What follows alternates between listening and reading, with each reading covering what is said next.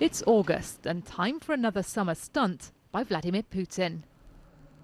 This year, Russia's action man president took a plunge deep beneath the Black Sea. Officially, this ride was to examine an ancient shipwreck. But on the comms up above was Russia's Prime Minister. In Crimea today, everything is political.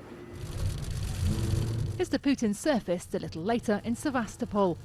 Ukraine's president has condemned his visit, insisting that Crimea's future lies with Kiev.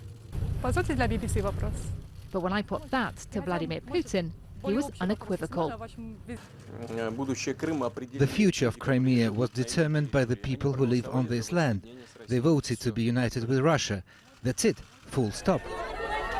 These Putin fans definitely agree.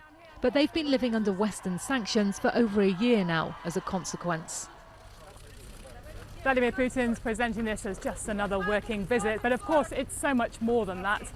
This is about showing that Crimea, as far as he's concerned, is part of Russia for good now, and that despite all the sanctions for the past year, he thinks it's going to stay that way.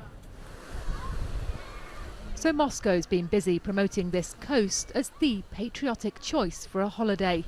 Tourism is critical to Crimea's economy, but the beaches here were once filled by Ukrainians. Gradually, Russians have begun to replace them. I want to show you our hostel. Natalia admits it's been a tough year in a territory unrecognized by most of the world. But locals are adjusting to this new reality, she says. The tourists who are here now, where are they from? From Moscow, from St. Petersburg, and from Ryazan. All Russia? All Russia, from Russia. Absolutely. But Dmitry calls the annexation a catastrophe. He used to sell most of his produce in the EU. Now that market's blocked, he barely makes anything here. So this ethnic Russian is leaving for Kiev, because it's not just his business that he's worried about.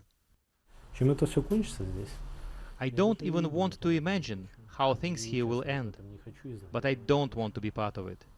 The fuse has been lit. We just don't know how long it will be before the situation explodes. However much President Putin wants to move on, the Crimea question is far from resolved. His actions have stirred up a storm that's not abating. Sarah Rainsford, BBC News, Crimea.